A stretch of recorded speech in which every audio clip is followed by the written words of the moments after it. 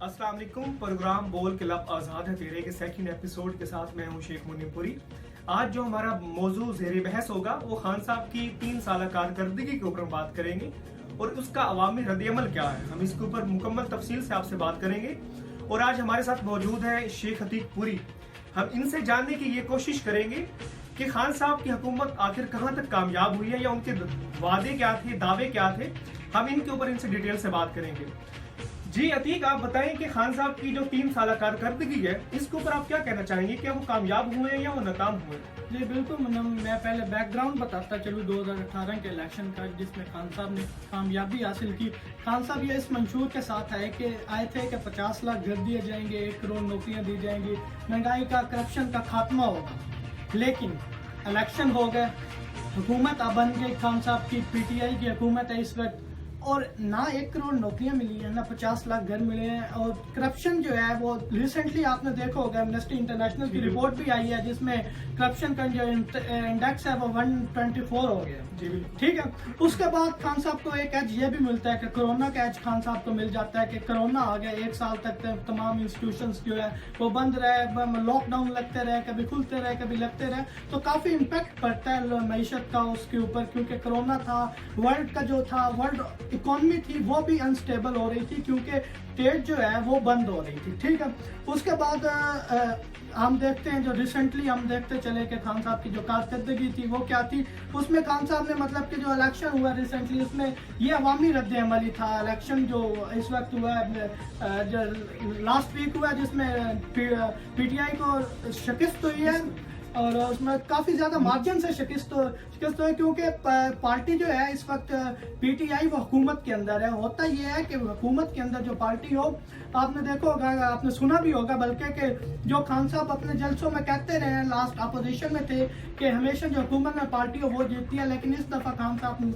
नहीं जीत पाए। वो यही अमल है कि खान साहब को एक तो कोरोना ने हिट किया, दूसरा खान साहब जो मंशूर लेके आए थे, जो उन्होंने वादे किए थे वो नहीं पूरे कर सके। वो अपने सूबे में एक जीती हुई नौशहरा में सीट वो भी हार चुके हैं। हाँ, वो तो उनके आपस में क्लैशेस थे ना, मतलब कि पीटीआई के आपस में वो रिसेंटली उन्होंने किक आउट कर दिया है अपने कैबिनेट से भी, केपीके के वो उनके भाई थे परवेज खट्टर साहब। जी बिल्कुल।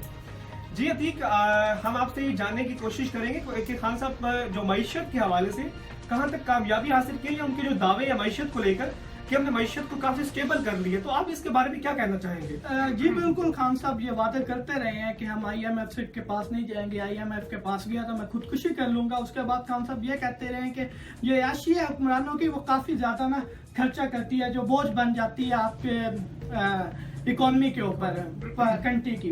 खान साहब IMF के पास भी गए, वर्ल्ड का अब हम अपनी हिस्ट्री देख लें तो हिस्ट्री का हमने सबसे ज्यादा जो है ना वो जो कर्जा लिया है वो इन 3 सालों में लिया। बिल्कुल गए हैं, वो हमारी मजबूरी थी क्योंकि हमारी इकोनॉमी इतनी स्टेबल नहीं थी।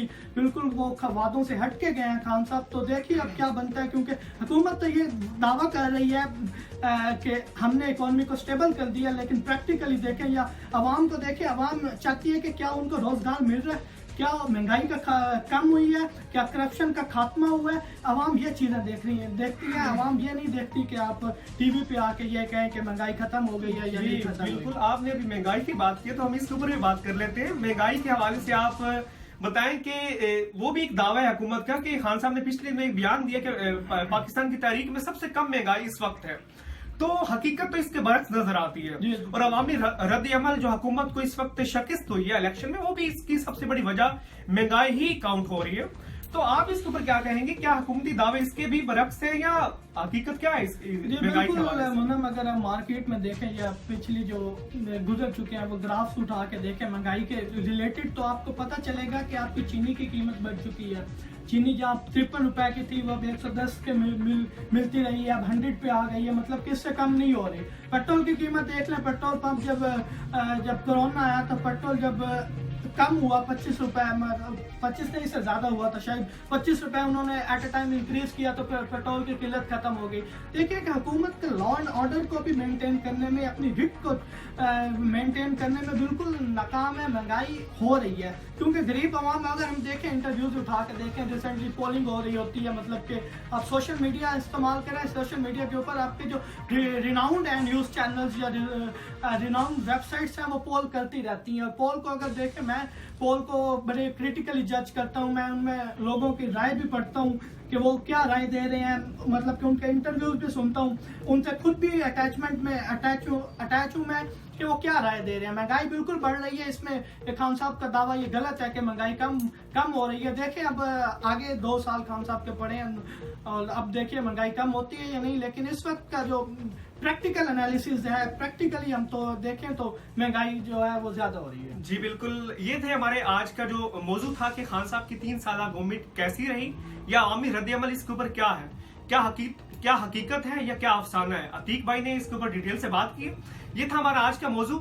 इंशाल्लाह नेक्स्ट वीक हम एक नए मौजू के साथ आप सबके साथ हाजिर होंगे। फिल वक्त के लिए इतना ही। अपनी दुआ में याद रखिएगा। अल्लाह।